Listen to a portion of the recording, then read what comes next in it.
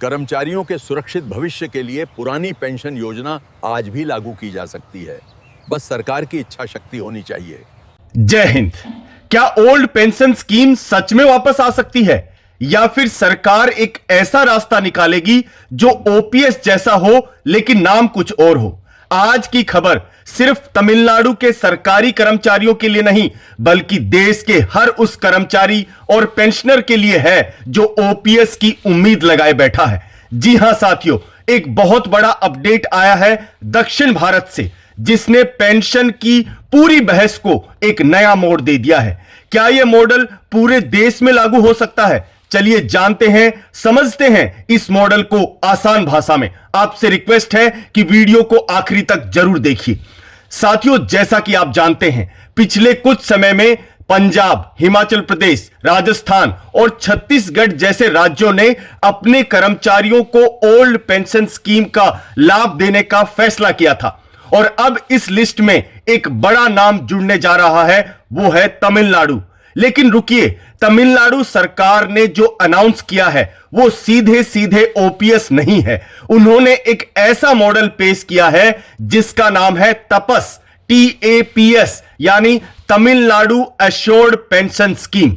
साथियों, अब आप सोच रहे होंगे यह तपस क्या नई बला है। साथियों, सरल भाषा में आपको समझाऊं, तपस दरअसल यूपीएस और ओपीएस का एक मिक्सचर है। तमिलनाडु सरकार ने इसे ओल्ड पेंशन स्कीम की रिप्लिका कहा है, लेकिन साथ में यह भी माना है कि यह यूपीएस का एक सुधरा हुआ यानी इंप्रूव्ड वर्जन है। यानी इसमें आपको ओपीएस के फायदे मिलेंगे लेकिन इसका स्ट्रक्चर यूपीएस जैसा होगा। साथियों, अगर आपको याद हो तो मैंने अपने पिछले वीडियो में आपको बताया था, ऑल इंडिया एनपीएस फेडरेशन के अध्यक्ष पटेल जी, मनजीत सिंह पटेल जी ने भी यही सुझाव दिया था कि सरकार अगर चाहे तो यूपीएस के नियमों में थोड़ा बदलाव करके उसे ओपीएस जैसा बना सकती है। मैं दावे के साथ कह रहा हूं, लिखत पढ़त के डेटा के आधार पर कह रहा हूं, रिसर्च करने के बाद कह रहा हूं कि ओल्ड पेंशन स्कीम को बहाल किया जा सकता है और आज वही होता दिख रहा है। तमिलनाडु सरकार ने यूपीएस के अंदर ही ओपीएस के वो फीचर डाल दिए हैं जिनकी मांग कर्मचारी सालों से कर रहे हैं। यह हमारी और आपकी आवाज की जीत है कि सरकार को झुकना पड़ा है।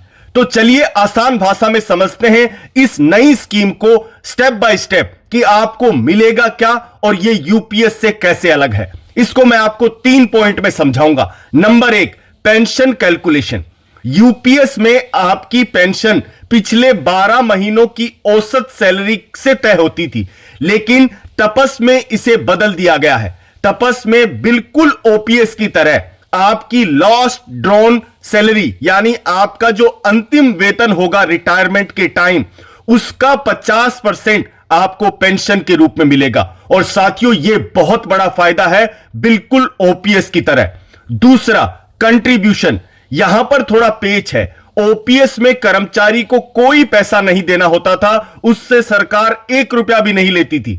लेकिन तपस में आपको अपनी बेसिक प्लस डीए का 10% देना होगा, बिल्कुल यूपीएस की तरह। सरकार इसमें 18.5% मिलाएगी। साथियों, तीसरा, फैमिली पेंशन। यूपीएस में फैमिली पेंशन सिर्फ कानूनी पति या पत्नी को मिलती थी, लेकिन तपस में फैमिली का दायरा बढ़ाया गया है। अब पेंशनर द्वारा नॉमिनेट किए गए कानूनी वारिस, लीगल हायर भी इसमें कवर होंगे। अब बात आती है साथियों मिनिमम पेंशन की। यूपीएस में कम से कम 10 साल की सर्विस जरूरी थी मिनिमम पेंशन के लिए, लेकिन तपस में कहा गया है कि मिनिमम पेंशन मिलेगी चाहे सर्विस की लंबाई कुछ भी हो। साथियों, मिनिमम पेंशन के बाद बात आती है ग्रेजुइटी की, जो एक एम्प्लॉय के लिए बहुत इंपॉर्टेंट होती है। साथियों, इस नई स्कीम तपस में ओपीएस की तरह ही डेथ कम रिटायरमेंट ग्रेजुइटी मिलेगी और इसकी लिमिट 25 लाख रुपए हो सकती है। साथियों, अब एक बात और ध्यान देने वाली है कि तपस में पेंशन की बढ़ोतरी महंगाई के हिसाब से होगी, यानी आपको डीए दिया जाएगा, लेकिन पे कमीशन लागू होने पर बेसिक पेंशन नहीं बढ़ेगी। ये यूपीएस का नियम है जो इसमें ज्यों का त्यों रखा गया है। इसके अलावा तमिलनाडु सरकार ने तय किया है कि वो आपके पेंशन फंड को, यानी आपका जो पैसा है, उसको एलआईसी की जगह पीएफआरडीए के जरिए इन्वेस्ट करेगी ताकि ज्यादा रिटर्न मिल सके और सरकार पर कम बोझ पड़े आपकी पेंशन का। साथियों, रिपोर्ट के मुताबिक यह मॉडल आर्थिक रूप से सुरक्षित बताया जा रहा है। तो साथियों, कुल मिलाकर बात यह है कि तमिलनाडु सरकार ने कर्मचारियों की एक बड़ी मांग ली है और लास्ट ड्रॉन सैलरी का 50% पेंशन एकदम ओपीएस की तरह भले ही 10% योगदान देना पड़े, लेकिन रिटायरमेंट के बाद की सुरक्षा एकदम ओल्ड पेंशन स्कीम जैसी देने की कोशिश की गई है। साथियों, अब आपकी बारी है। आपको क्या लगता है, क्या केंद्र सरकार और बाकी राज्यों को भी यूपीएस को हटाकर इसी तरह का मॉडल, तपस जैसा मॉडल लागू करना चाहिए? क्या आप तपस से खुश होंगे या आपको बिना योगदान वाली पुरानी ओल्ड पेंशन स्कीम ही चाहिए? कमेंट में अपनी राय जरूर रखें, क्योंकि आपकी राय बहुत मायने रखती है। साथियों, स्टेप बाय स्टेप ही आगे बढ़ा जाता है और अगर आज आप अपनी मांग उठाएंगे तभी सरकार इसके ऊपर चेतेगी और आने वाले समय में तमिलनाडु के जैसे आपको भी आपका फायदा मिल सकता है। साथियों, अगर यह वीडियो आपको पसंद आया हो, जानकारी पूर्वक लगा हो, तो इसे लाइक करें और अपने सभी कर्मचारी साथियों के साथ जरूर शेयर करें। साथियों, हमारे चैनल को सब्सक्राइब करना ना भूलें, क्योंकि आपको यहां मिलती है 8वें वेतन आयोग, आपकी पेंशन, आपकी सैलरी से जुड़े अहम अपडेट, वो भी सबसे पहले और आसान भाषा में।